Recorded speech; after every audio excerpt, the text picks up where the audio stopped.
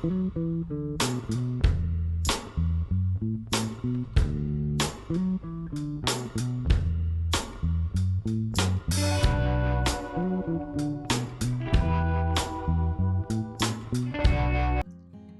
I had my first child, and when I felt the intensity of the emotion that one feels towards one's offspring, the protective feeling, the need to hug, need to hold tight, the feeling that my son is not separate from me, he is part of me. Then I started wondering, but did my father not have any of those feelings towards me? Doctor, this is a personal question. So what would you have met so many people, you have helped in building the connections between people who have, had some angst between them. So what would be your advice for a person like me? My mom feels very disturbed that, our values are different. My mom, what she has in her life, and my values are a bit different. She has the most love for me. For her, I am the only person that matters in the world. But at the same time, this business of children growing up without death literacy is a new disease. It's a problem that happened. We made it happen for your generation. It was not so in my generation. Okay. We saw death all around. When a grandparent was dying, we were not sent away. Now I see children being sent away from home to live with an uncle because somebody was dying. They'll be scared. They can't handle it. Unpleasant thoughts from that day. One was the ragging. Compared to what happens usually, I did not have much. I was just made to stand in the middle of the road and salute every window of the hospital individually. Okay, it was ridiculed, but I worry a lot about that now. This, people say, okay, it prepares you for life. Yes, that is one thing we hear a lot. Stuff and nonsense. What are you getting prepared for? For abusing your power? That's what they do. Which did not prepare us to treat suffering. That was important. That has come into the curriculum now. But without this, we had no choice, I guess, except to walk away. There was an occasional human being among the students. I was not among them. Who would still buy a meal for somebody starving. But mostly, we learn to walk away from suffering. That is part of the medical culture now. In every profession, there seems to be corruption. Even in medical profession, if you have to see a certain doctor, you have to pay more. So there's this incident in your book where you talk about where someone offered you your first bribe. So could you share that incident with us? So this was about when I was a house surgeon. Pain that he might be going through. So how can you measure pain? Painometer? No such thing. Because pain is a subjective feeling. If I have pain, only one person can measure my pain. That's me. So what we tell patients would be, imagine 0 means no pain. % of people in India with that kind of pain would still be living with the pain and dying with the pain. Why is that, doctor? Because we don't care. Because you and I don't care. Because it's inexpensive. If palliative care was part of the healthcare system, it wouldn't happen. It is officially part of palliative care. Is not only for dying people, palliative care is not only for cancer, it is alleviation of any serious health-related suffering. If there is serious suffering caused by a health issue, palliative care should go along with treatment of the disease. I'm not saying everybody should be sent to a palliative care unit, but the treatment should include palliative care, like the treatment of pain, adequate treatment of pain. He went for plastic surgery to another hospital, came back, and I was still congratulating myself, and he looked at me as if I was an enemy and said, "You almost destroyed me. Satyanash kar diya." That is what he said. And with anger, he turned back and walked away.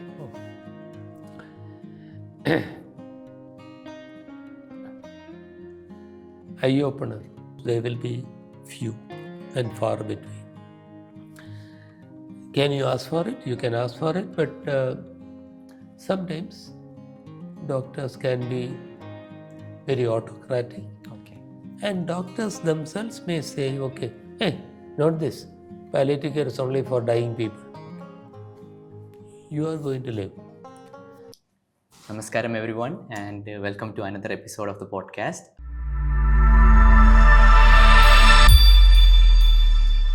It's been a while since we have done an English episode. It's our honor and privilege to have today with us Padma Shri award winner Dr. M.R. Rajagopal Sir, who has spent a lifetime caring for people in pain. He's one of the first medical professionals in our country to have studied and practiced palliative care. He's the founder of Pallium India, a palliative care NGO. So without further ado, let's go into the podcast. Welcome to the episode, sir. Namaskaram. Thank you for accepting our invite and coming on the show. My pleasure, I'm sure. How are you today, sir? Very good, very good. So, if you would allow me, I would like to take a few minutes to set the context of the podcast. I would like to share something about me. As I was saying in the call, I'm someone with a lot of insecurities and I feel I'm very imperfect in many ways. So one of the things is I'm not able to relate sometimes with my family and friends around me, especially my close friends, because they seem to have the perfect life, the perfect job, the perfect relationship. And as someone with a lot of imperfections, I feel left out. At the same time, I try to do a lot of things for myself and people around me, but I feel it is not enough and it is not worth the effort. So I'm always in the lookout for this hope of other people who are just like me with vulnerabilities, but still trying to do their best.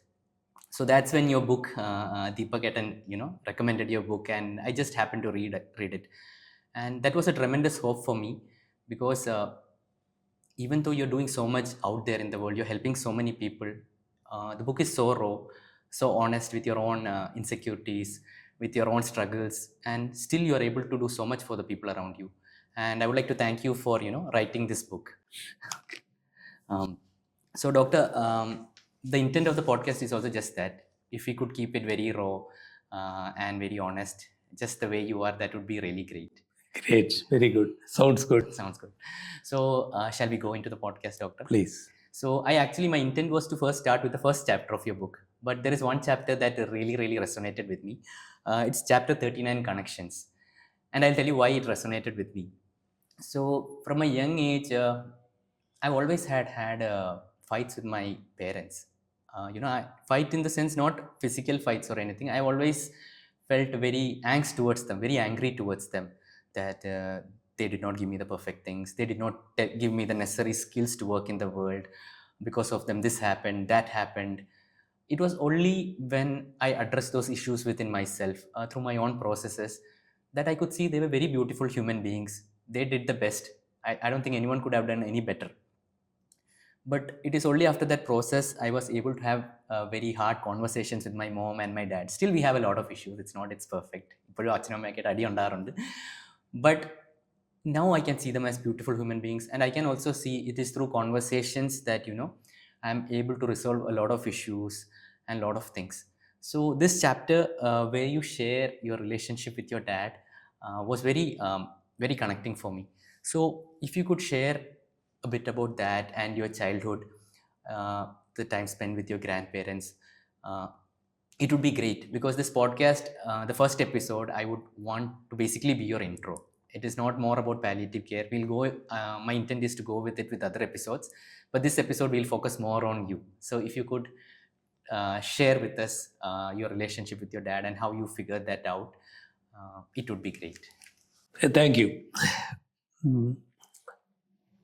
It is sometimes good to share one's vulnerabilities and inadequacies.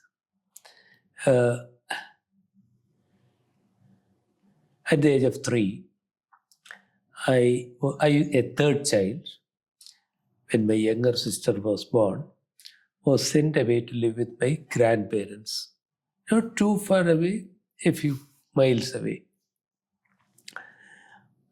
That was a very lonely place.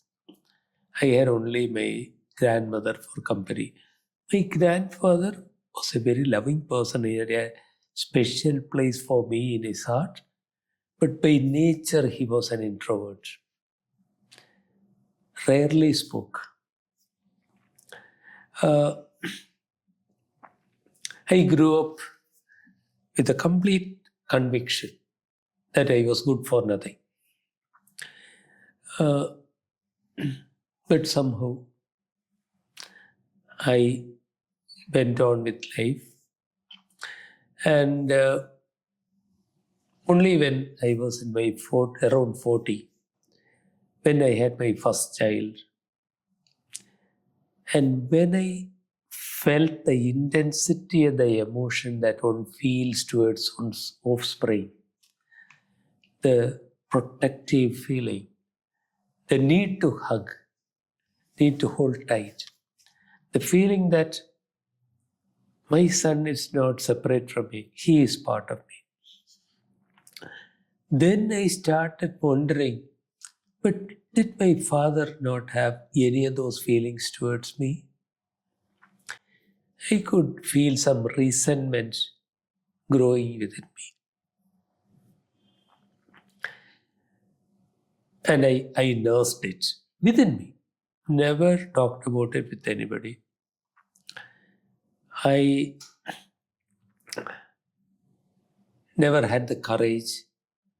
Even after I came into this work and I went into the stories of many human beings, this bridge I could not rebuild. I never even explored. I did not have the integrity to tell myself, he must have had his own reasons for sending me away. Why did I never ask him? Maybe he also had that distance, felt that distance, and he didn't tell me either. So we parted with that unresolved issue. Of course, outwards, we got along fine. It's not as if we ever quarreled. We did not. Except when at the time of my marriage, at which time he did not approve and disagreed, we were okay. So I then remembered, even today, with some pain within me, I wish I had the courage to bring up the subject with him. Ask him, Acha, why did you send me away at the age of 3? Now, I now realize the importance of that. I don't know what spirituality means to you. To me, it's anything out of the ordinary. It's something beyond this morning's breakfast, the comfort of this room, everything. You need some meaning and purpose to life, but you also need to feel connected. Some people, I'm slightly jealous of them, have such intense faith that they don't need any other connection except God. I don't have that kind of connection. I need my wife, I need my children, I need my brothers and sisters. And I need my friends. Oh my God, I desperately need them. When someone particularly is suffering a lot, these connections become more important. When somebody is nearing the end of life, this is very, very, very important. And my own personal experience, with which I suppose with my failing, I made my father also suffer. Because of that, now I am able to rebuild many connections. Well, when I say I did personally, but now a lot of people in palliative care are not only treating the physical pain or breathlessness or wounds, they are also exploring into emotions, social relationships. And sometimes, once you understand that, I sit down and talk to you, if I do that, Vaisakh, I would have a world to explore. Every human being has so many stories in them, and each of them can be educating. So sometimes it needs only a phone call to get two brothers together again, and share and have the pleasure of seeing their tears of joy as they hug each other. That's what I got out of that experience. So, doctor, this is a personal question. So, what would you have met so many people, you have helped in building the connections between people who have had some angst between them. So, what would be your advice for a person like me? My mom feels very disturbed that our values are different. My mom, what she has in her life, and my values are a bit different. She has the most love for me. For her, I am the only person that matters in the world. But at the same time, there are issues, and because of the difference in value systems and what I value in life and what she values in life. So what I look at it is that is how it should be. But it is through our conversations and talks that we can still move on as a family. So what would your advice be for me and for my mom? Like how do we take that forward? I will tell you what I feel at a very human level. Certainly not a professional approach. Perhaps that will be good. A professional counselor, somebody especially used to working with families, will be able to help you. But I am sure that not every difference of opinion can be resolved. Your mother has a position, her position. You have a different position. She wants to take you there. You don't want to go there, you want to stay here. And conveying that openly, it will be difficult for her to accept, I know. Vaisakh, I very often think, of course, parents want the best for the child. And being the best for majority of parents will be being the best of the mediocre. Best of the Mediocre. If you are exceptional, everybody feels threatened. right. If after your degree, you go for medicine and engineering, most parents are happy. Yes. These are two acceptable things. Okay, we'll tolerate a couple of others also. But then if you say, I want to study anthropology and do some research on it, they feel challenged a little bit. If you say, I want to go to filmmaking, Finished. they are mortally scared. That's out of love.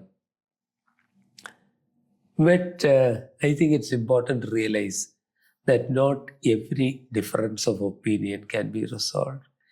Everyone who has some exceptional talents and have the courage to pursue them. Having the courage is important. Most people do not have. They suppress their desires and flow along with the thing. Okay, getting married, having 2 children, buying a car, building a house, and then looking for something more to build. That's what they get accustomed to do. But sometimes some people rebel, like this man. You rebel and you explore a certain path. And at the end of the path, maybe treasures that are not open to others. But I believe the skill should be in resolving the conflict. At the same time, nobody has to yield completely, but nobody needs to fight either. Okay, this is my position. This is your position. I am sorry. I need to pursue this. Beautiful. Because I think that's what happened also. Initially, I tried to be the perfect son, do everything as they wish, but that was not working for me. Only when I did, this is what I want to do. And I pursued it for a while. And initially, even though there was a lot of struggle, they understood what I do matters to me a lot. And like you said, they love me a lot. So they also understood this is what means to me. So still that difference of opinion is there, but we are good. We are as a family, we are going through.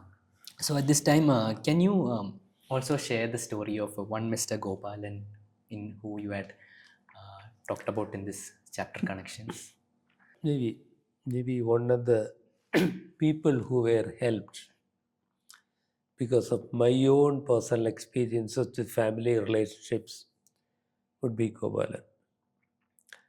Sometimes I think Vaisakh, around us are tens of thousands of exceptional individuals who have no opportunities to be exceptional. They are forced to be mundane. And Gopalan was one such. His story was partly like my grandfather's. As an orphan, cared for by a brother. Uh, as he grew, he couldn't get along with his sister-in-law and built a life for himself. Very hardworking. But though he had had only primary education, he had his own values. And I wonder that all must have come a lot from in here, plus what he might have heard and cooked within himself.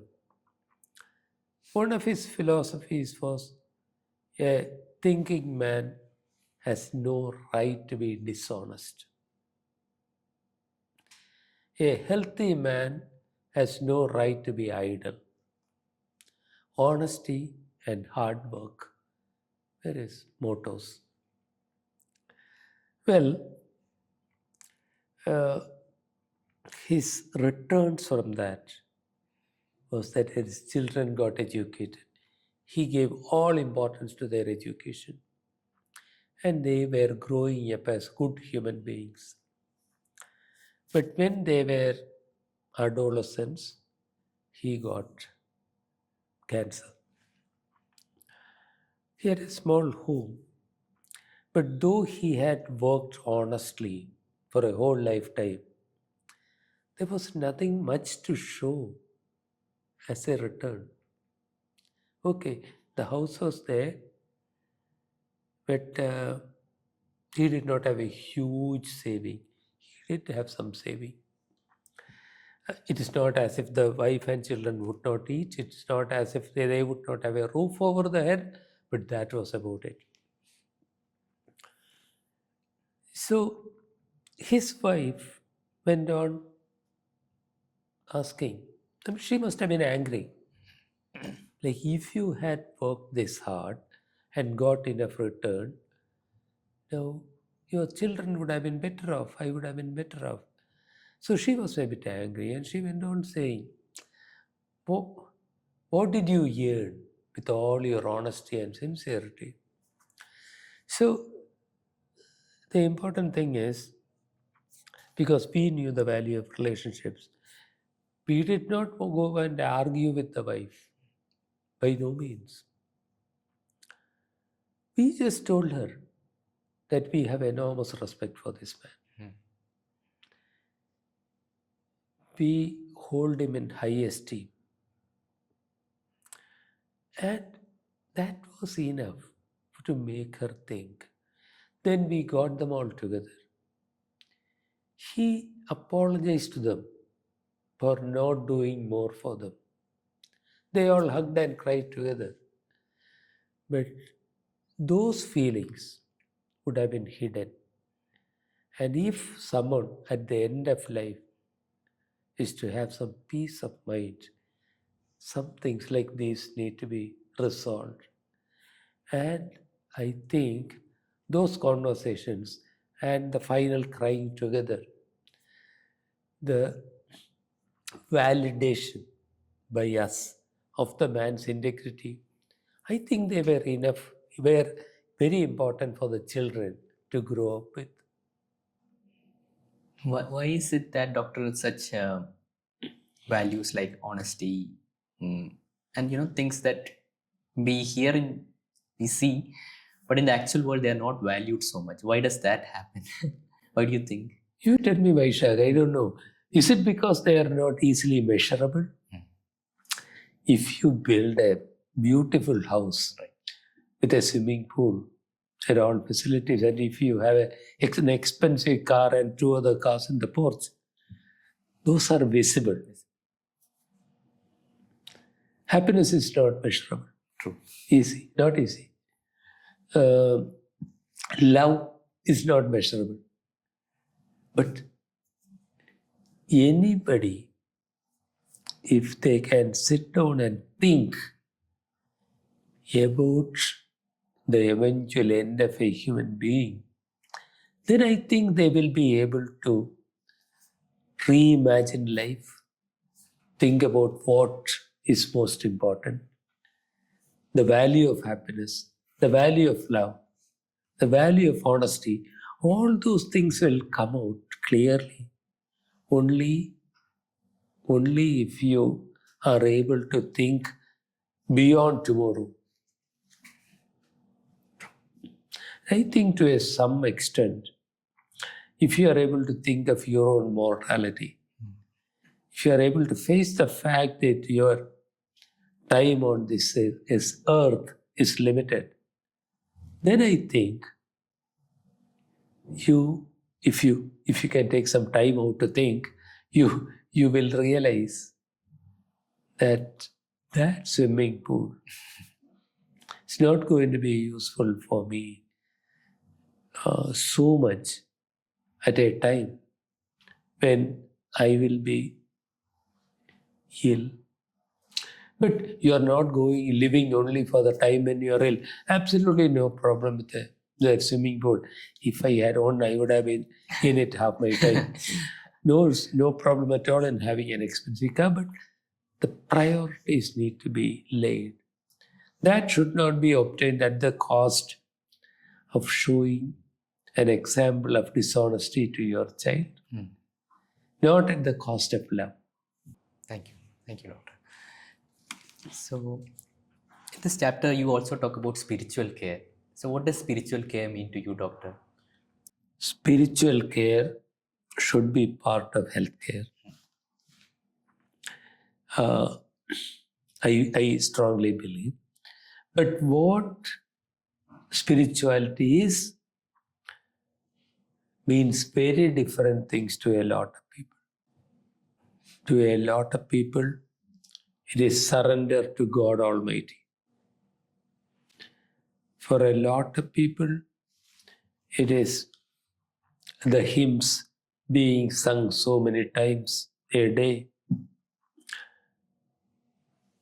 But I would say that two things are most important.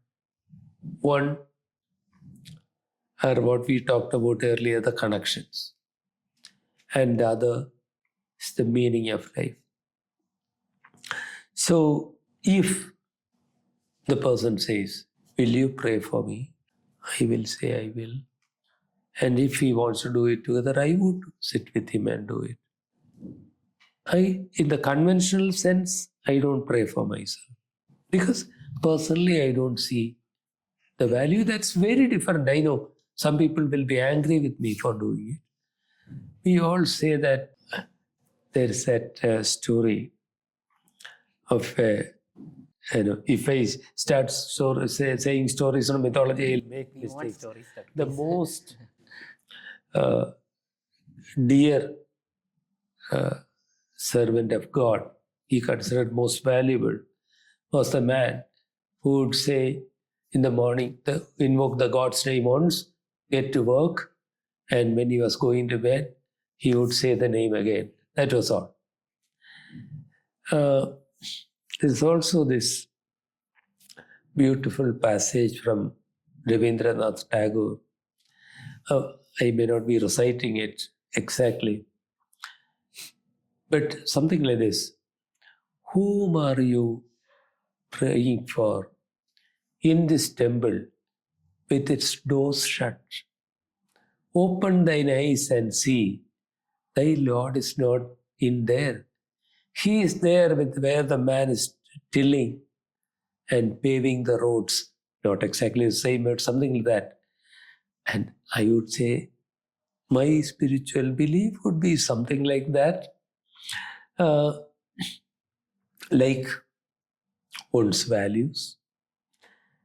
I said you have to give spiritual care, you have to understand the meaning of life for that person, for which you have to sit down like this and say, tell me the story of your life.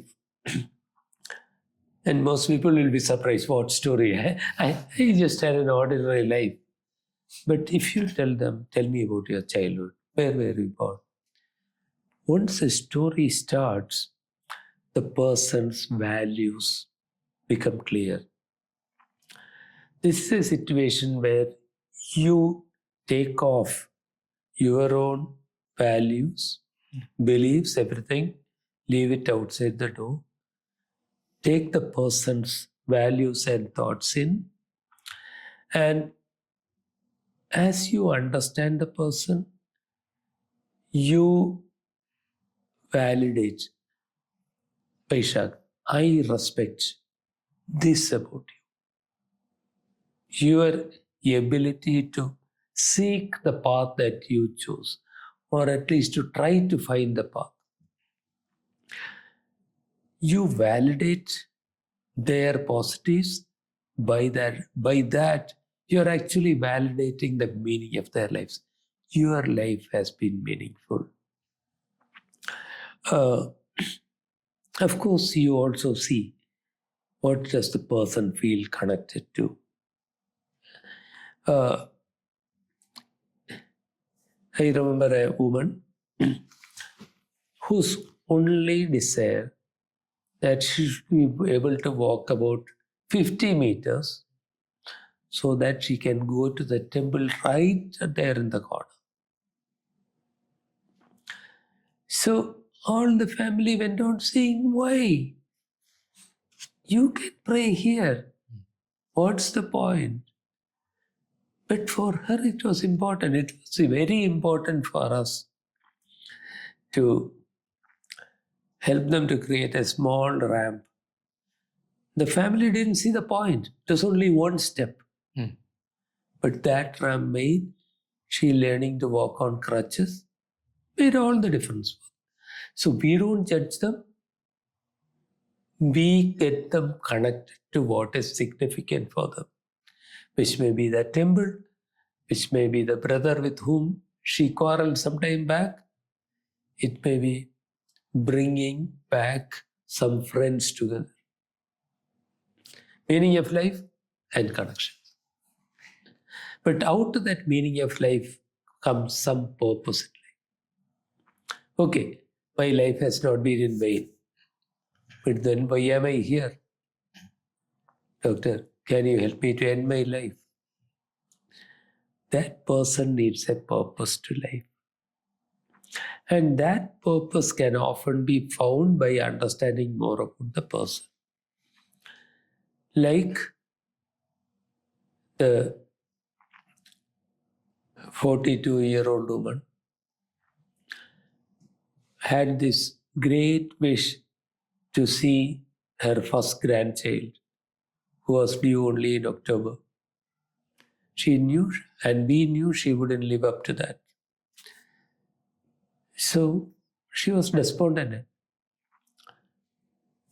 What our team did was to help her to make audio recordings for the child to hear.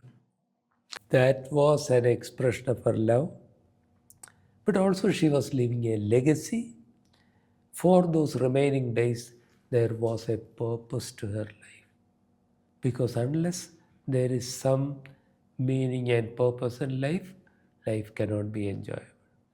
Beautiful, doctor. I think these are the kind of stories that make us rethink about what we want and what we are doing for others also.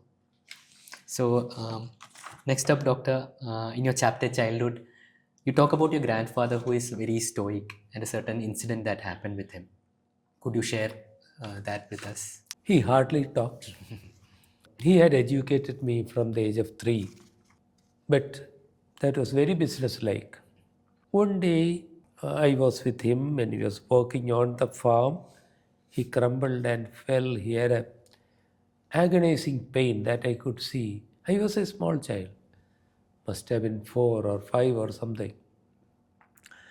And he did not even ask me to go and get help. He could have. He could have. He was could have. That's the I mean, I could have done that. I could have at least ran to my grandmother. I just stood there.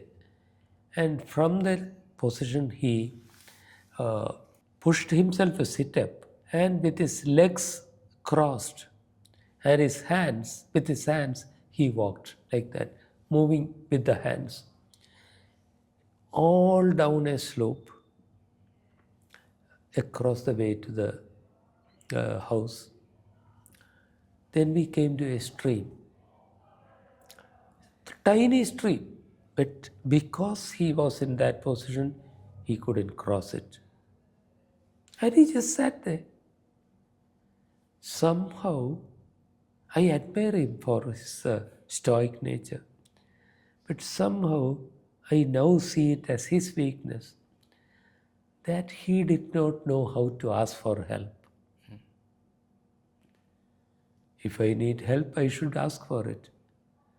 I ask him, and him, and her, and her, and her. 5 of them may not do it, but one may do it. I shouldn't feel angry with them because I realize within me that's human nature. But I also realize that this one person who comes forward to help, usually it won't be one. Several people come forward to help. And they get some satisfaction out of it. When they go home, they'll say, this and this happened. So, the lesson I learned that I still haven't learned the lesson completely, but I should not be afraid to ask for help. When I need help, I should ask for it. And I shouldn't feel angry at the person who doesn't help me. I should be thankful for the person who helps me. So when you talked about that, I remembered my dad was never stoic, but I didn't appreciate that. I was like, why is he not like other dad? Why is he not showing that masculine thing? He had nothing for cars or anything. He was a very simple man. He had like, he would go to work, he would come back home. For him, his family was everything. He would play with me. So he gave me a lot of love, but I did not appreciate that much, is what I feel. Now I understand that that was very important for my upbringing and all. But at the same time, I see a lot of people have issues with their father. Their father do not, show that love and appreciation for them. So what is it that one can do to. And we also have this feeling that we have to be very masculine. A man should not cry. I am personally someone, I cry a lot. For me, my feelings are very important to me. But at the same time, when we cry, people say, don't cry, hold it within. But for me, when I see someone, I tell me, you cry, it's okay. That is how I see it. So according to you, doctor, with so many years of experience, meeting people, taking care of their spiritual, emotional needs, I think it would really mean a lot to me. Like, what you think is one of the ways that we can take care of this? One of the things that we should all realize is that we as humans are conditioned to look at the negatives more than the positives. This is protective. We have got it from millions of years back from our forefathers. Imagine the early man walking through the forest in search for food. If he admires the beauty and walks around, some tiger would eat him up. He has to be vigilant. So all humans have this conditioning. We have twice the ability to look at the negatives than the positive. And this is what happens in marriages also. The negatives in your partner are very obvious. You take the positives for granted. I think between a parent and child also the same thing happens. Uh, you look at the negatives. That's what you because you are a human. That's okay. But once you understand that, one learns to look at the positives, which you have done. You are talking about to me about his positive qualities, and that was one point. The other point, it takes courage to cry. It is easier to go with the norm when you feel your eyes filling, turn the other way and walk away. But you don't have to be so-called normal. That midline is where, hey, you're a man, be strong, don't cry. You're a boy, boys don't cry. That's the norm. It's okay, I'm not normal, sorry. I'm a bitch on this side. And accepting that helps us to accept others. Okay, I am not what everybody expects me to be. So how can I expect my dad to be what I expect to be? Am I making sense, Vaisakh? But this recognition that we are conditioned to look at the negatives, we should make a conscious effort to look at the positives. That's a very important lesson in life, in human relationships. Thank you, doctor. So, doctor, while you were talking about death, recently I had gone for Kumbh Mela, and then I had gone to Kashi. So in Kashi, there is this ghat called Manikarnika Ghat, where alive bodies are, not alive, I'm sorry, where dead bodies are burned. So it is one of the process that, in my understanding, for aspiring yogis, that you go and see the bodies burn. Because like you said, we can think, we will see a death, we will think, oh, that won't happen to us. We'll forget things with our activities, with the job, with entertainment. But our body has a certain memory. When it sees another body burning, it remembers, oh, this will one day happen to me also. And I have to see what matters to me. So usually in our families, death is something that kids are shielded from. Even if we go to a Marna Vitti Poya Polum, when the body is about to be burned, we are all, now, it is a separate. So could you tell us about your first encounter with death in your family? And I think you saw certain rituals that were happening. So could you tell us the experience about it? And also, as a family, as parents, do kids need to be exposed to death, or not only kids, as adults, how do we look at death? How do we experience death while we are alive, so we can reprocess what is important to us? This business of children growing up without death literacy is a new disease. It's problem that happened. We made it happen for your generation. It was not so in my generation. Okay. We saw death all around. When a grandparent was dying, we were not sent away. Now I see children being sent away from home to live with an uncle because somebody was dying. They'll be scared. They can't handle it. This is rubbish. They can handle it.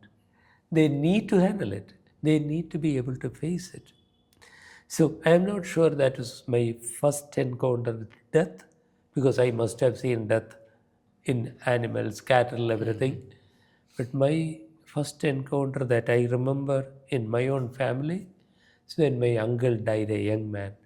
He was in his 20s. He died suddenly. So in the house there was a lot of wailing and crying. Uh, but we were there. We would be playing around. In between, we'll go and see how the body is being prepared. Then we are there when the body was being cremated. We were part of it. And that I think is important. I think it is important for every human being to realize and accept that death is the inevitable consequence of life. Life has to end someday. So what's the point? All the time worrying about it? Who is worrying? We just accept it. Once we have accepted that, the worrying part is over. You may still worry about this modern disease of death being confined to a lonely thing in the intensive care unit. Sometimes it may be inevitable. Most of the time it is not. That also comes out of this death illiteracy. There's something that happened in the last quarter of a century. It may have started happening a bit earlier, but it really became a reality then. I'm saying this quarter of a century because till the turn of the century, deaths happened mostly in homes. Sometimes in hospitals, but not usually in intensive care units. Then this new phenomenon came in, where I visited one of my professor's son-in-law had died. He had a cancer diagnosed, but within 8 days he was gone. And I went there. The conversation in the drawing room was, oh, only 8 days. He did not even get a couple of days in the ICU. As if that was something expected, a ritual, a norm. And our actor Salim Kumar, this came up in boxes in newspapers. I was lying there in the ICU, and people were dying like flies into my right and left. And then I came to realize that all our lives are to end in some ICU or other. No, he was realizing the inevitability of death, which is a good thing, but he was also assuming that death happens in ICU. My good God, that's the one place where I do not want it to happen. So when children grow up in an environment when death is not talked about, the subject is avoided, we are living in a false world without realizing why we are doing what we are doing. But once you realize that death is the inevitable thing, you are able to think more, if you want to, what's important. Those relationships then you realize are important. You will realize that love is important. You will realize that gratitude is important. Kindness is important. Compassion is all important. So, doctor, like in families, we do not even talk about death. So, what are some of the simple things that one can do to, like, it's a very hard topic to talk about death. So, how can we make it? But it is the inevitability of our life. No one is alive today who was alive 100 years ago. So, how do we bring this topic? I have a colleague, her name is Gina. She says she wrote an article in the Hindu, I think. She was saying, I was reading Being Mortal by Atul Gawande, where he talks about all this. And she went to her mom and said, Mom, when I die, I don't want this and this and this. I want that and that. Her mom immediately said, same for me. I also want. Then she went to her dad. Same story. People have very often thoughts like this and don't have the courage to bring it up. So, people may have a reluctance to talk about it. Those conversations have to happen like this. If somebody watches your video in the drawing room, for them, death, unless they switch it off immediately, death is something that needs to be talked about. It's healthy to talk about death. So,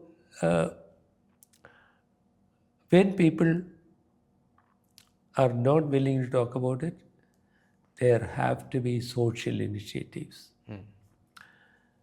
Something called Death Cafe has started happening in the West, which has started happening here also. Originally, it started when three people would go to a coffee house and sit like this and talk about death.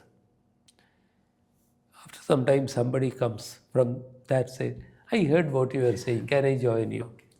The crowd swells. Many people have this thought within them. They have no forum where it can be shared. So now what people do is some people deliberately get together and talk about it.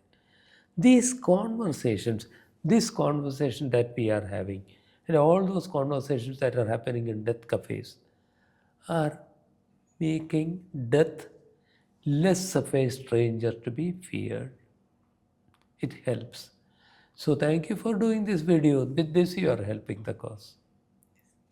Doctor, I think we all have certain role models from a young age. Maybe it's from the book we read. So I understand that one of your role models was Mahatma Gandhiji. So could you share his impact on your life? As a schoolboy, I read uh, Mahatma Gandhi's Experiments with Truth. I don't think Gandhiji was infallible. Okay. I don't think he was God. He was a human being with his own failings. But he has many divine qualities in with him. One is the honesty. And second, that goes along with this, courage.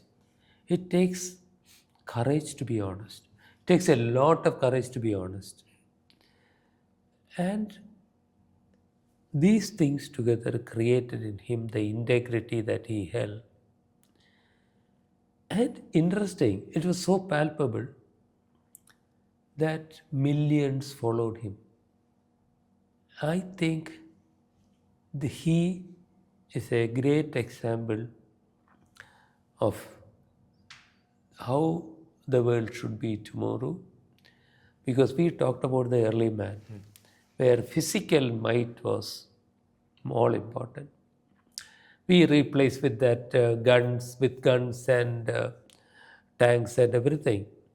But still, those primitive instincts are urging us to kill and protect ourselves. He showed he was an evolved human being who was welcoming all that as he wandered through the streets of Calcutta, following the independence and the riots were happening. And that integrity is what attracted me most. I wanted to have that integrity. I don't have it. For that, you needed a lot of courage, which I didn't have. Still struggling. But I would consider that a role model. I wouldn't say that everything Gandhiji said or anybody said was correct or anything did was correct. But then why do we want to look at where he was going wrong or anything? That seems to be a very fashionable thing to do. He I don't know whether there's a quotation by him to that effect. But what he taught me was not to turn away when I had the opportunity to do something good. So, Doctor, like you said, certain characteristics like honesty, kindness, this cannot be measured. I think integrity is also, is it something like that? How does a person, is it in the big things they do or is it in the small actions? How does one cultivate integrity? It is something I feel is very missing. Even I do not know whether I have that in me. So, what is integrity? Could you define that for me and the audience? No, I can't define it. Okay. Sorry. But to a large part, it's being honest to oneself. I shouldn't make excuses to myself. Okay, integrity doesn't mean that I am strong, I am perfect. Integrity means that I am also accepting my vulnerability, my cowardice, my inadequacies, but still trying to do the right thing for the right reasons. But we must think more about integrity. If Vaisakh another time asks me, define integrity for me, I should be able to frame it better because it's so important. But being honest to oneself is a big part of it. Thank you, Doctor. So now we can go on to a bit more lighter note about your. I think I really loved this reading this chapter of your first day in medical college. Once you got the admission, I would like to hear it from you only. So the time at the bus stop and you going to the college. Oh my God. The first day in medical college was hard. How before that? How did you? Was it hard like today to get into medical college? Now there's an entrance exam. People spend crores on. How was it that time? There were no entrance exams in those days. Uh, half the students got in, half the admissions were through uh, after the pre-university exam, which was the forerunner of today's pre-degree. The other half was for graduates who already had a degree. And it was only based on your marks, either at pre-university or at degree. And if you score above a certain degree of mark, well, by the number of applications, you got it. No struggles of today. Okay. So, based on my marks, I got into medical college. Then I had to change over from dhoti to trousers, long trousers. First time in my life. Because that was a uniform. You had to tuck your shirt in and wear trousers. So it was ordered. I think my big brother took me to a tailor. He got it all ordered. They came on the previous day. And in addition to coping with the medical college, I had to cope with the fact that the trousers were way too large. I had to keep going like this, holding my books and everything like this. Get into a bus, no seats. So hold it like this and stand on the bus. But I went to the city and had to walk about 15 minutes at that time in the morning to find a belt. But today it's a joke. But I was thinking how ill prepared I was for that transition in life. But the most unpleasant thoughts from that day, one was the ragging. Compared to what happens usually, I did not have much. I was just made to stand in the middle of the road and salute every window of the hospital individually. Okay, it was ridiculed, but I worry a lot about that now. This people say, okay, it prepares you for life. Yes, that is one thing we hear a lot. Stuff and nonsense. What are you getting prepared for? for abusing your power. That's what they do. Just because they are seniors, they are abusing your power. It's like kind of like hard love, you know, it prepares you to face life, making introvert If people like that. if you go for a physical training and you go through all those exercises, that is hard.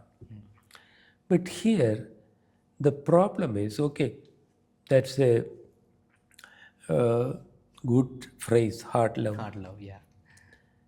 But aren't you conveying the message that it's okay to abuse power? Yes. So, with the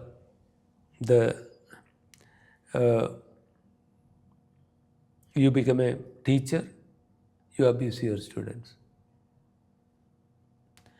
You become a doctor, you abuse your patients with words, behavior. But shouldn't the message be that you should never abuse power? So that's one thing. The other point about it, it happens even today. Does somebody really give, when they create curricula for education, what are the important learning points? Is the teaching tuned to that? What should I learn? This just regurgitation of facts and facts and facts which have no relevance at all to practical management of patients in the hospital. That is happening even now. There is no sense of balance. It is improving, I must say. I don't know if you know this. From 2019, in medical curriculum, many things that were not there have come in, like pain management. It was not there in the curriculum. Uh, like care at the end of life. Wouldn't you expect that that would be an important part? Because that's the most distressing time for the patient and family. That has come in now. There's a module called 8COM, Attitude, Ethics and Communication. Okay. And those things are coming now. There will be a huge gap between policy and practice, but that will have to be slowly bridged. So, many of the things that are worried about are being sorted out, except the abuse of power thing, the ragging, which I think is evil. So how does one, let's say I'm at the, see, I'm not some perfect person. I remember I had got ragging a little bit in engineering college, like you said, not much. But I remember the strong desire in me when my juniors came, I wanted to rag. But I was not, luckily I was not capable enough to have that attitude. So my question is not from the victim perspective. As someone with power, if you're a senior in college, how do you, when all your friends are doing it, maybe you feel left out, or maybe you feel if you don't do it, you are not man enough or women enough, you're not a senior. So how does, at that point, how do you talk to yourself to not do it? What is the right thing? At that age, usually you don't have time to think. Yes. But if you think, you realize that you are abusing power and shouldn't do it. It's still tempting. Yes. It's very tempting, I'm sure. But many people, you cannot expect everybody to be perfect. So the social norm of giving sort of silent sanction to this is the problem. Okay. If you realize that you should not teach abuse of power, this shouldn't be justified by nice words. It's a good preparation for life. Hey, it is not. So basically, the definition should change from what I said, like it is hard love, to abuse of power. To then when we are doing it, we won't think we are doing it for the good of the other person. It's, we shouldn't say hard love is not bad. No. When you protect your child too much and don't allow him, don't walk, you will fall. Right. That is too soft love. Right. Hard love, hey, oh, if you want it, you go and get it. That would be hard love. If I have a disability and I can do some things on myself, doing everything for me is too soft a love. But Oh, you want the plate? Go get the plate. That may be good heart love, but not this. So, Doctor, there is one chapter termed Screams that stayed with me. I think doing your medical college, this is something that impacted you a lot. There was one cousin whose life, I think, touched you a lot. What he went through and what you could do or couldn't do for him stayed with you a lot. And this, I think, the crux of certain things that you're doing now. So, could you share that incident about him with us? So he was a distant relative. He had cancer, and that caused the small nodules all over his scalp.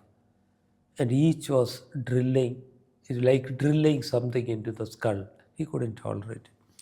And he would cry out aloud. He was a nice person. Uh, and then I was just 17 as a first year medical student. I went to see him. The family said, okay, medical student, is there anything you can do to ease the pain? Of course, there was nothing I could do. There was nothing the doctors could do. They said, of course, if he has cancer, he would have pain, wouldn't he? So there were two lessons for me. One was that when I eventually became an anesthetist and found that there were ways to treat that kind of pain, it helped me resolve to myself to do what I can. That pain, his pain was clearly beyond my imagination. And that kind needed to be treated. That was one good thing. The other thing was discovering something about myself. They asked me to help. I could not. I never visited him again.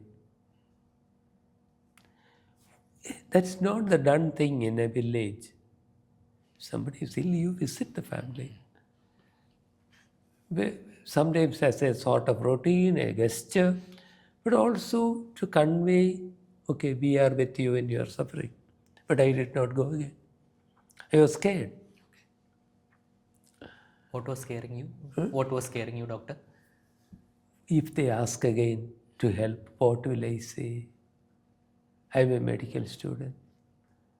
Will they ask me to do something that I am unable to? Just that, nothing really to be scared of. I was afraid of my own cowardice and helplessness. That was something that I came to realize much later. I still live with it, but I try to overcome it. So, doctor, as I add on to that part of the podcast, there is one thing that I hear: medical students should learn a wall of indifference to the people who are coming to them for treatment. Even if it's during the first year, they have to inculcate that. Else, it becomes, if you empathize with them, if you try to put yourself in their shoes, you won't be able to do what is needed. I think even in the movie Munnabai MBBS, the lecturer first comes and he shows us this is what is needed. He says, if I am doing operation on my daughter, my hands would shiver. So I should not see her as my daughter. So, but I personally feel, how is that if a doctor is not able to listen to me, if he's not seeing me as a part of himself, I don't know. That is just me. I'm not a doctor. I have no idea of it. So could you share your own views on this? It's a difference between whether you are treating a body or a person. All our medical training was about the body, diseases. We learned about it and we were taught only about that. Okay, there was this bit on psychiatry, but really in MBBS, at that time at least, it was not at all given an importance, and it was only about, it was not about mental health. It was only about treating mad people. Okay. So even now, there are some things to be thought deeply about. In India, we spend about 1.3% of our GDP on health. Any civilized country spends at least 5%. You must have heard in your own family the saying that health is more important than wealth. But what are we doing? How can we be a strong nation if we do not look after the citizens' health? So, hospitals are overcrowded. Okay, you can get better care at the expensive big corporate hospitals, but Aam Aadmi, like us, will have to go to the government hospitals. And there, the overcrowding itself is an excuse for us not to be empathetic. Where is the time? But it is also about our medical education, which did not prepare us to treat suffering. That was important. That has come into the curriculum now. But without this, we had no choice, I guess, except to walk away. There was an occasional human being among the students. I was not among them, who would still buy a meal for somebody starving. But mostly, we learn to walk away from suffering. That is part of the medical culture now, which needs to change, and I strongly believe which is already changing, though slowly. So, as a, let's say, a young first year medical student, college medical student is there, how does, is it already there in the curriculum, like how to be more empathetic, or is it something that one has to cultivate on one on? From 2019, it is officially in the curriculum. Okay. The education starts with a foundation course before the formal classes starts, 1 week. There is one about what does it mean to be a patient? What does it really mean to be a doctor? Things like that. And as I said, attitude, ethics, and communication. How do you communicate with the patient and family? All this has now crept into the curriculum. One of the things that Pallium India is doing is to create teaching modules for that and training the faculty of faculty of medical colleges across the country. But there is a huge 760 or something medical colleges in the country, and we have touched only about 150 of them. So, Doctor, could you share with us in a nutshell what that training includes, like how? So, we get interested faculty for faculty development programs. We send out information to all the medical colleges in the country. Interested faculty members apply and we work with them. We have done physical training programs. For example, we have a memorandum of understanding with Kerala University Health Sciences. With them, we do this training for these doctors who are interested. So those doctors who get interested and who undergo the training have now the materials. Okay, what is it? What and how is it that we'll communicate empathy? Or what are the principles of communication? Listening. How do you listen? Listening is a skill to be learned. We all talk a lot. We don't listen. So that is to be learned. So these things are taught to these teachers. Now, many of these medical colleges do not have any palliative care units themselves. So some of the things that they learn will be bookish, but at least it's a beginning. Okay, Doctor. Now, corruption is something that we talk about a lot everywhere. Corruption. Politicians are taking bribe. This person is taking bribe. In a way, in every profession, there seems to be corruption. Even in medical profession, if you have to see a certain doctor, you have to pay more. So there's this incident in your book where you talk about where someone offered you your first bribe. So could you share that incident with us? So this was about when I was a house surgeon, very raw. a young man had been brought in with snake bite. So he was delirious already, and his father was with him, his wife and a child were with them. They were crying. The so-called antivenin, something to neutralize the poison, was not there in the ward. So I walked across to the RMO's office, house, and he had to walk back from his home to the hospital, find the medicine and give it to me. With that, we could treat the man effectively, and he became okay in a couple of days. So the next day in the ward, his father tugged at my sleeve, doctor, and tried to pull me to a side of the ward so less people would see it, and pushed a 10 rupee note into me. 10 rupee was not bad money. That time. When my monthly stipend was 150 rupees. Now, that was a shocking experience. It was also something to me that denigrated my role as a doctor, because here I was feeling actually happy that the man could be saved, that his wife would have the husband, the child would grow up with a father. And that was so warm a feeling to carry around. And here, okay, 10 rupees, you are paid. And that was horrible. But then you talked about corruption. Why did you do that? Because he saw so many people taking bribes, perhaps. Somebody must have told them. It is taken as a norm. It was taken as a norm. But at the root of almost all problems in our country, you will find corruption.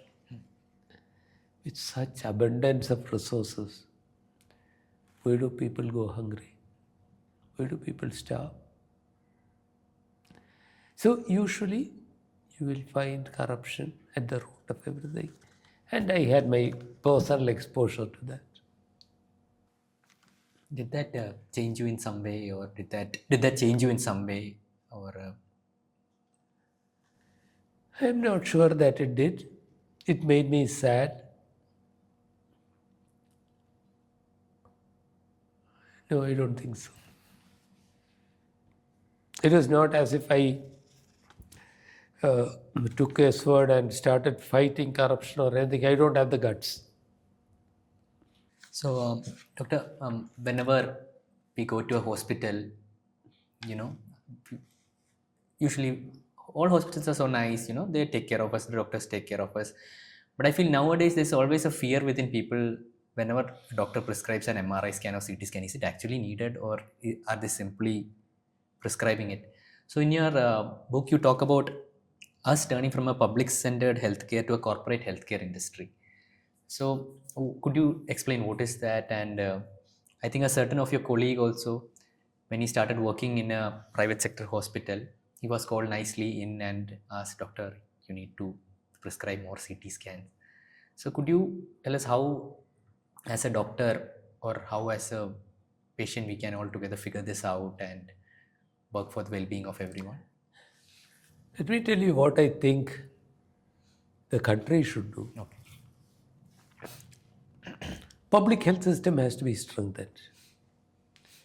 When we are investing more on the insurance systems and the corporate hospitals, we have this huge chunk of our population who can never get into the corporate hospital. And the insurance systems do not help them. It's a minority of people who get helped by insurance systems. And all the government programs are either strengthening government hospitals or giving insurance for treatment in private hospitals. Now, it is not just a personal opinion, We have global models of this. Okay. Some of the best healthcare systems are in Western European countries, the European Union countries mostly, where there are few private hospitals, but most people do not go to them. The government system is there. You go there. Uh, you are paying a good tax. Income tax covers for this. And the hospitals have the facility. You may not get the MRI when you want it. That you may have to wait for your turn, depending on the urgency. But this is a model that has worked. Not that it's faultless. It has imperfections, but it works. The other model is the US system, where all healthcare is, everybody has to have an insurance. Right. True. The people who do not have insurance, the 10 to 20% of people, they don't matter. Right. They are abandoned, they can go only to emergency care. Okay. That is, when things have become bad enough. It's my understanding. So we have the examples. That's a horrible system. We know that US is spending about 20% of its GDP on health, and still the problems are huge. And the vulnerable people get no care. So when we have a good model, that's what we should be doing. That's the Western European system. Now in our country, if you look at these two states of Kerala and Tamil Nadu, see how in the last 25 years public health system has improved. No, people go there. People may not go there in every stage. Things can be really bad. We have proof that Western European system works. We have proof that the insurance system is bad, corporate system is bad. We have proof that it can be done in India also, in Kerala, Tamil Nadu, etc., Himachal Pradesh. So, strengthening the public system is the way forward. Not that it is going to be perfect, but nothing is going to be perfect. Nothing can be done perfectly, right? But we always have to strive towards The closer we are to that perfection, the better. better. Okay, doctor. Now, I would like to ask you about Chandrika Mam. I think in chapter you talk about how you fell in love and how you got to marry her. So I think there were certain family clashes also because of that. So could you share about Mam? Because I think she's a huge support in what you're doing. She's a huge support in whatever you are doing. And so if you could share how you met her. So Chandrika was my classmate at medical college. She talks very little. How is it? All through our 5 years of medical education, we had not even talked to each other. It was a huge class, 185 students, only about 45 girls. Okay. So 140, the 45 were not easily reachable. Competition was fierce. I had never even talked to her. But during house residency, we were posted together in a health center at Nindagara. So we had a month there together. So we fell in love with each other. And we belonged to different castes. So naturally there was opposition. Remember, this was a long time back. Which year would it be? That was, we got married in 1973. Okay. Oh. So I'm talking about 1971 onwards. Yes. So all that 53 years back. Now it's more acceptable, though not at all. So there were objections, and I had to arrange the marriage in Shankamohan temple. There was not even a tea party. So we got together, the family came. It was a very sad occasion with everybody crying, the extended family, lot of people crying. Why? There. marriage? Why? because of the intercaste. Right. Okay. So we nevertheless went ahead. So I am able to do what I do only because she is supportive.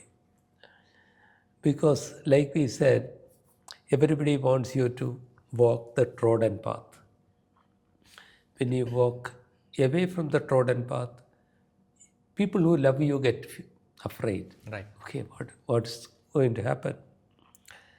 So, if she had not supported, I wouldn't have had the strength to walk the path that I walked. Please convey my regards to her. So, doctor, you mentioned about why you didn't want to become an anesthesiologist, but you ended up being one at the Calicut Medical College. So, could you talk about that? Why you didn't want to become one? As undergraduates, now it is there in the curriculum. We had no exposure to it.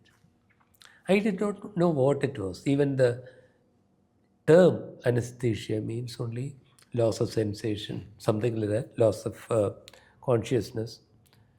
So I did not even understand why it's a speciality, what it all contains. And apparently it was boring work because somebody was just sitting there when exciting things were happening in the surgical field. So I knew nothing. Only after I became an anesthetist, I learned to know that how intricate it was, how important it was. Uh, but uh, but I'm glad my professor turned principal forced me into it. So, doctor, could you explain to someone who doesn't know anesthesia what is it basically? So anesthesiology, by as the term implies, involves making the body insensitive to pain. But what also happens to it, if you are to be insensitive to pain, if you are to be made unconscious, your brain will have to be depressed enough. Okay. If your brain is functioning normally, then you would be conscious. Right. But that means that has an impact on all organs in the body, Okay. on the heart, on the lungs, on the kidneys. So the process of inducing unconsciousness or the process of making one part of the body insensitive to pain, like spinal anesthesia, does involve depressing functions of other vital organs in the body. So this is a balancing trick. Keeping that just enough, but there the blood pressure drops. Okay. The heart puts out less blood. We have to make do for that. The blood volume has to be stabilized.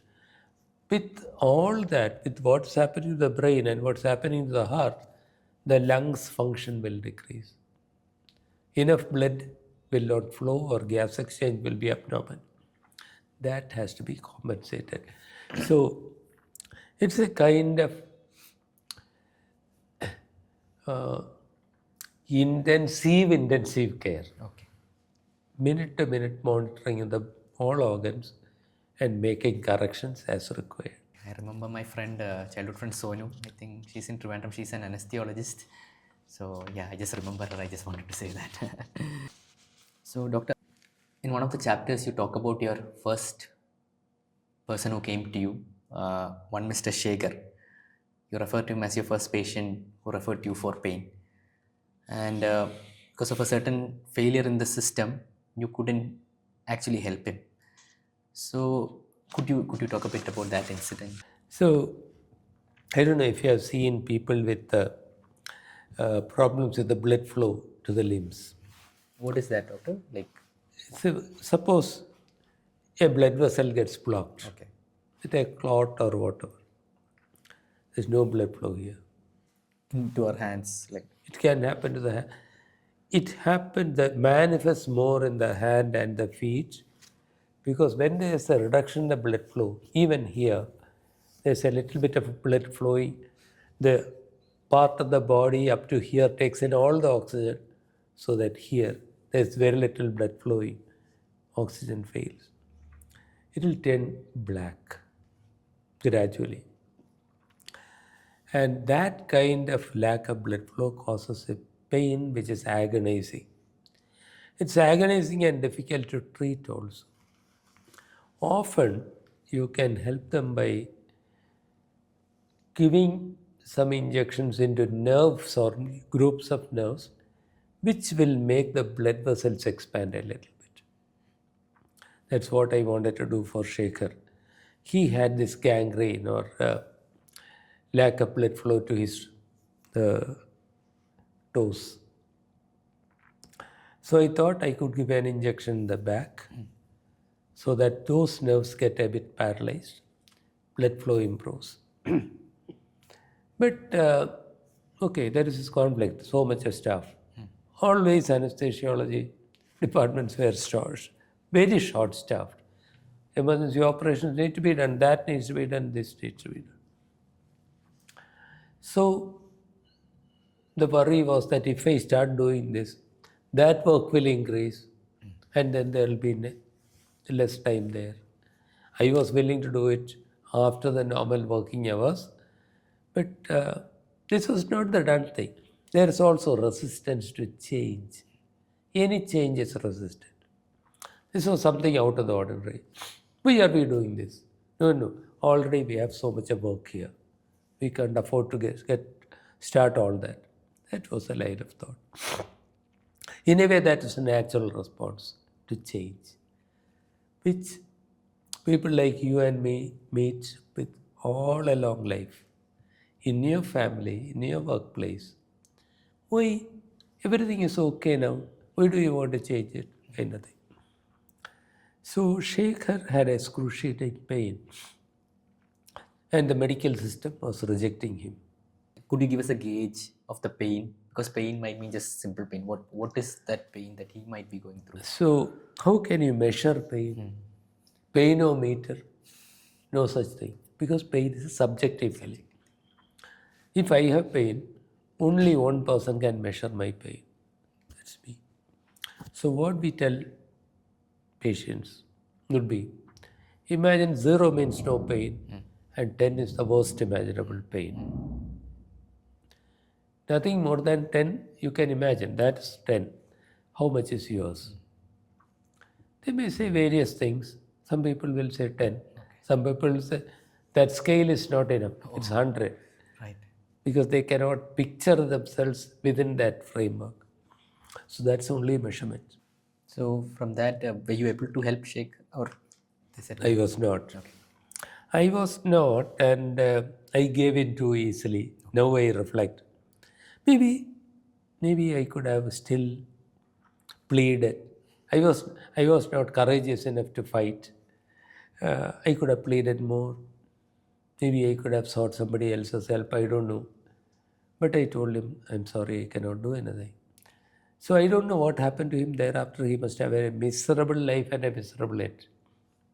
But now that you ask it, remember that 96% of people in India with that kind of pain would still be living with the pain and dying with the pain.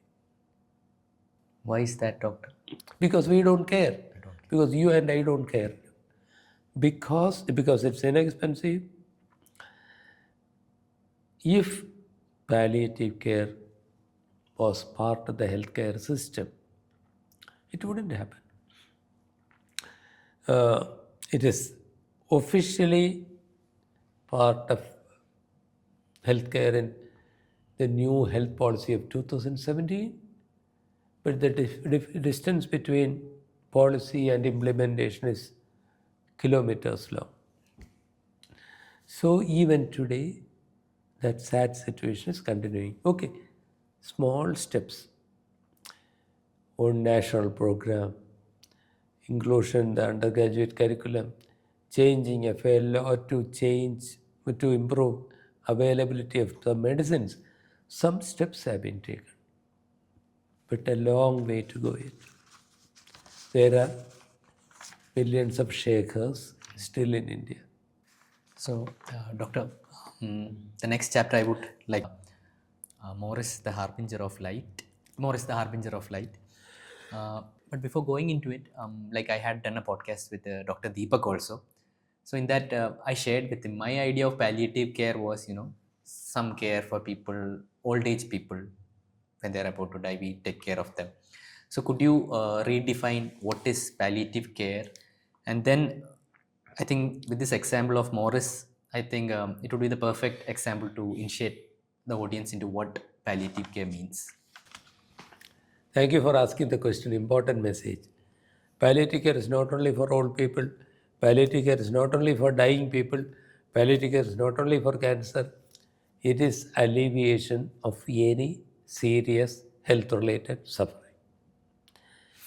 If there is serious suffering caused by a health issue, palliative care should go along with treatment of the disease. I'm not saying everybody should be sent to a palliative care unit, but the treatment should include palliative care, like the treatment of pain, adequate treatment of pain, adequate treatment of breathlessness or other physical problems, including the addressing the emotional, social, and spiritual issues. All these have to go together. So now could you talk about? I think you were in Bahrain when this. It was Oman, Oman. Yes. Salalah, Oman.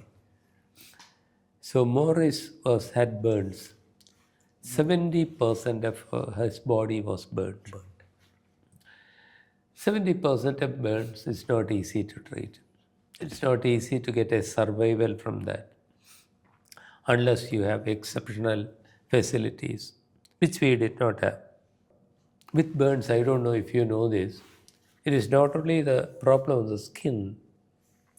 Very often in a couple of days, the kidneys get damaged. Every organ gets damaged. But it has to be aggressive treatment from the beginning to prevent that kidney damage and to keep the person going. From 70% of the body, it is raw. Water is seeping out. You have to keep putting it back. Protein is being lost through the burnt blood and tissues. That all needs to go in. So it's not easy to treat. But we treated Morris, saved his life. And I kept on congratulating myself. Well done, Rajagopal, you are a hero.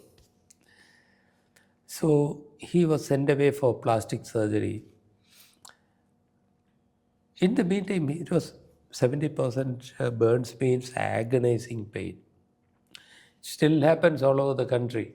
They are very often left in pain. It's unbelievable, that kind of pain. And then I would give a little bit of opioid medicines like morphine for his pain. I did not give enough because I was afraid of making him an addict. This will take months together. If I give it to him, will he become an addict? Was my fear. So I say, he went for plastic surgery to another hospital, came back, and I was still congratulating myself, and he looked at me as if I was an enemy and said, "You almost destroyed me. Satyanash kar diya." That is what he said. And he, with anger, he turned back and walked away. Oh.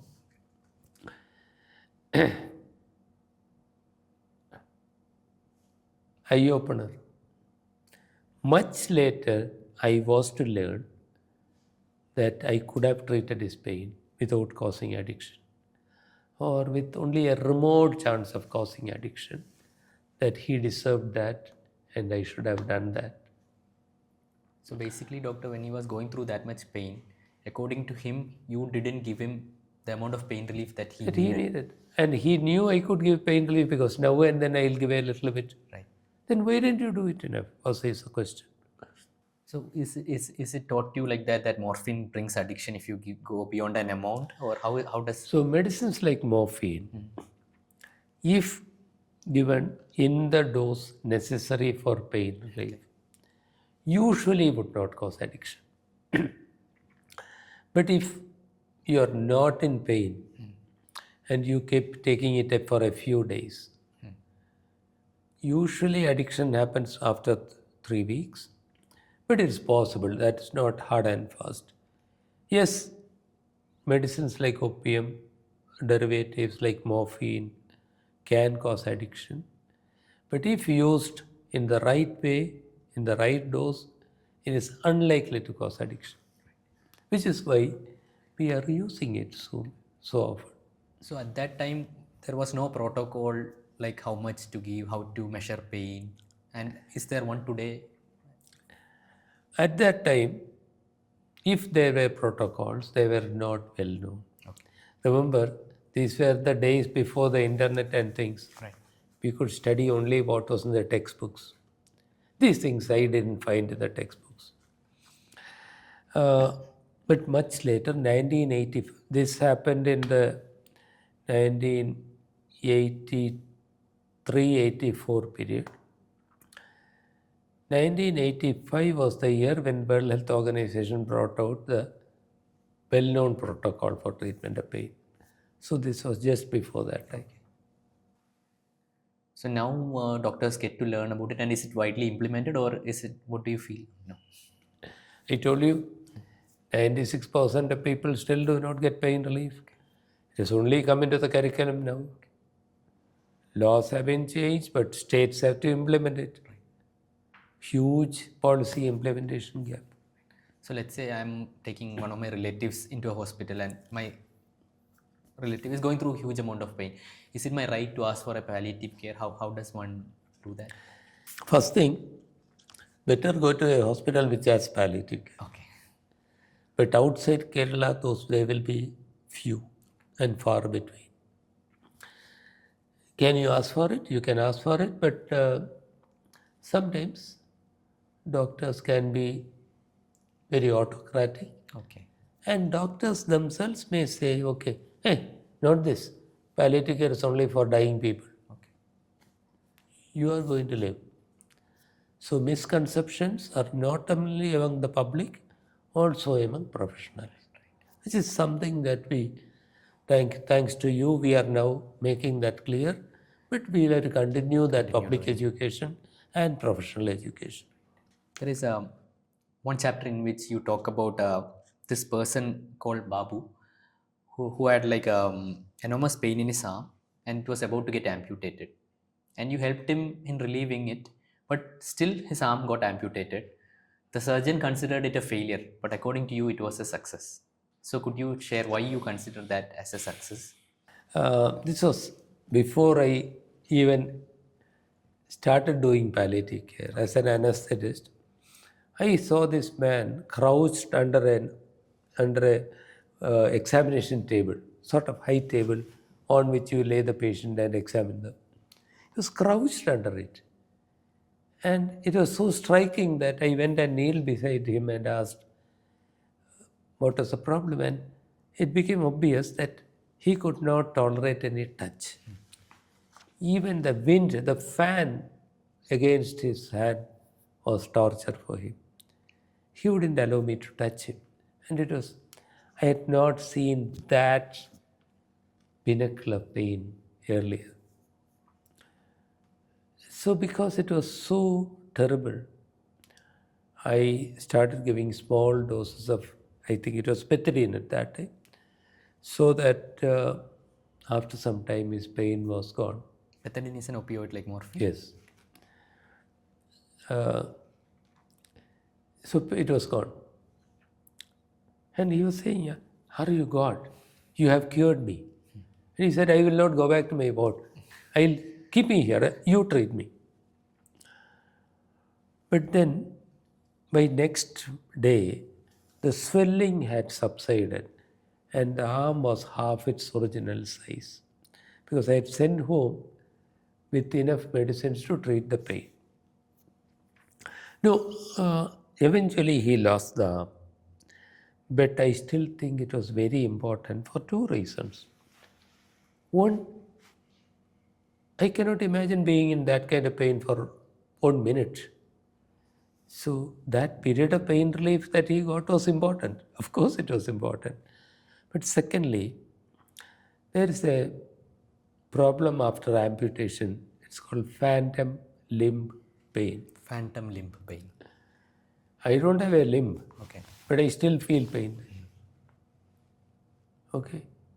So you basically feel this limb is still there and it is paining. You feel sensations there, Okay. pain there. It all happens here. Okay. So this can be very bad.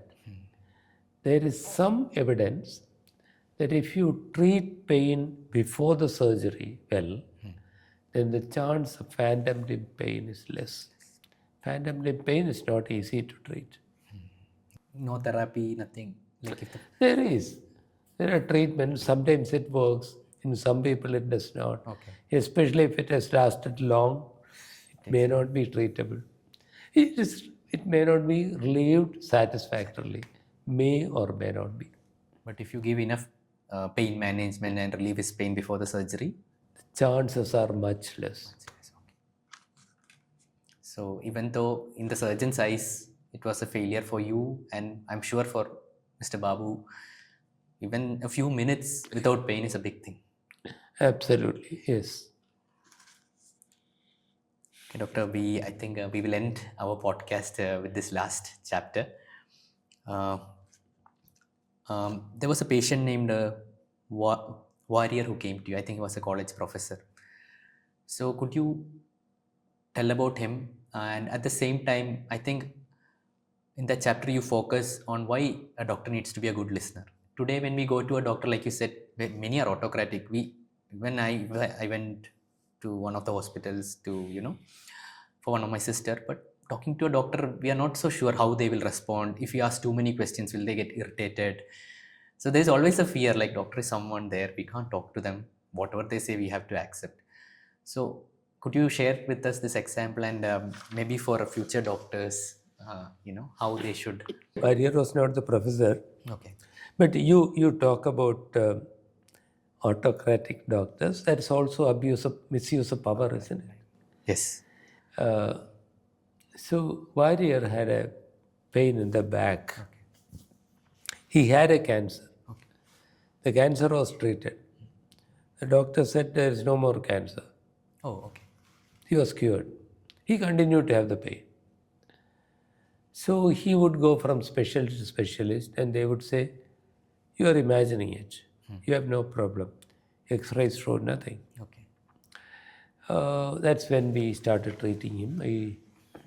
I also could not find the reason for the pain. So it was sort of blind treatment with painkillers. Improved a little bit. And one day I was the head of department of anaesthesiology. Very busy work. Hardly any time. Warrior came and said, "Doctor, can you see me every week?" "I'll come on every Wednesday or whichever day suits you. I want to see you every week." I was thinking, is it necessary? Because I have done what I could, but he was insistent. So what he said was, the medicines give me a little pain relief, but it is talking to you that gives me more relief. Your words give me relief. But I was not talking. I realized that I was mostly listening. He was telling me about his experience and sometimes about how terrible was the life with the treatment for the cancer, about his family problems, how much of financial distress, all those things he was talking. And I was listening. So when he said, "Your words give me some relief," I realized that it was not my words. It was just he venting his feelings that was giving relief. People need to, when emotions are bottled up, people need to share that. Now, at that time, I had not studied palliative care. Okay. It was before that time. Of course, listening is an important part of palliative care. We teach people to listen. We say something active listening. So that's an important part of any therapy. But At that time, I didn't know it, and he taught me how important it was to listen. Because otherwise, what we were taught was to be mechanics, repairing the body. But here, this takes it to the human level, seeing it as a person. Beautiful, doctor. So, thank you for coming today. This is not the end of our podcast. This is just the end of the episode one. Usually, when we do a podcast, it is about extracting the maximum information from our guest and making it very value adding to the audience. But after reading your book multiple times, I did not want it to do it that way, because I felt each and every chapter had so much into it that can be visited and revisited. So I hope we can do future episodes also where I would, because the rest of the book I think goes more into palliative care, and in this episode I just wanted it to be your intro about you, so that before going into the next episodes, I really wanted people to know you and the enormous amount of work you're doing. So thank you for coming. Thank you, Vaisakh. If people are to get relief, people have to know that relief is a possibility, and that awareness has to improve. So thank you for doing this. Very valuable. And it would be a great honor for me, doctor, if you could sign this copy of book. Which, yes.